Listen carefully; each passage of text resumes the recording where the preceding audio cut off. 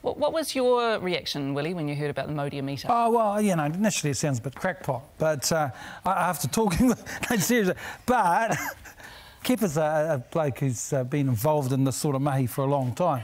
And, you know, and when you have a kōrero, I start getting it, actually, because what he's saying is right. You should be able to measure this sort of stuff or look at it, because otherwise our people come out with pronouncements, don't they, Kepa, that, you know, the Mauri is there, the Mauri's gone. The Mauri's there. The thing is we don't know when it's there, when it's gone, or whatever. That's right. And this is being used for the first time in a resource consent process. Yes. Can you imagine the headlines? Yes, I mean, but I appreciate what you're saying, though Kepa, that you know, we should be able to get in there because, you know, we talked about Mauri in the past, didn't we? And being able to calculate it. I think Mauri has been really important, and even if you look at the Waitangi tribunal cases, it comes through in all of those, all of the earlier cases.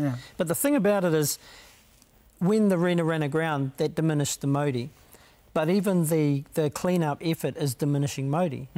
And people sort of think there's both of those things are diminishing Mauri. So you've got to do an intervention that's outside just cleaning up. And is this a way also perhaps of trying to take the emotion out of what is a very emotional subject? Yeah, I definitely think that's the case. It's not about removing those the importance of those issues. It's actually about making sure that, I think, a sense of frustration that exists for a number of our iwi in terms of their sense of powerlessness over what's happening. And I mean, that's understandable. The thing about it is the Mauri model in the monitoring process, that's going to ensure that our opinions are included.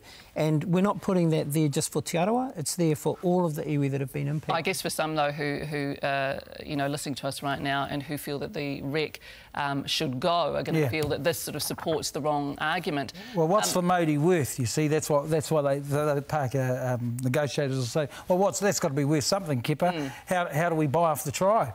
You know, that's essentially how they would look at it. And there will be some just say, if we give you $500,000 or $1 million, does that Mauri disappear? Well, that's right. You know? Te Patuai was offered $750,000 to support that resource consent process. Te Arawa has taken a payout from the owners of the Rena. Sell out?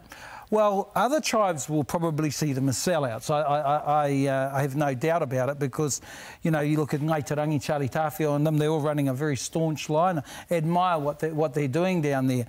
But at the same time, I understand how tribes operate.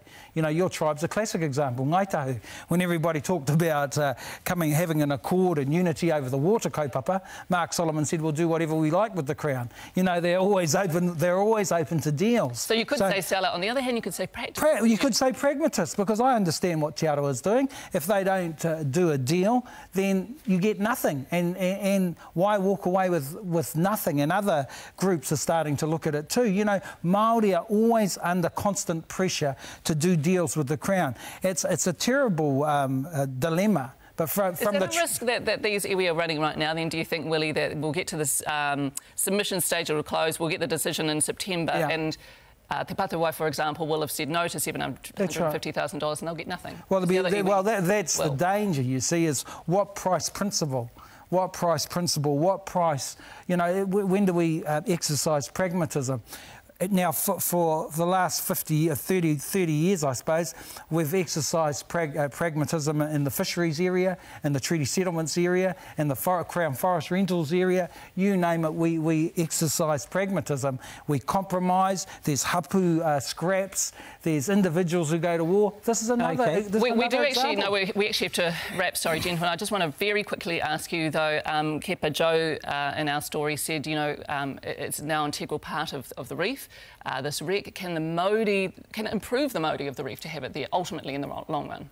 Very just quick. Okay, so the issue that's being raised is pragmatism. If you don't have extra interventions other than removing what you can, then the Mauri will never be restored to the pre-Rena state. The position Te Arawa in, we're not worried about the money.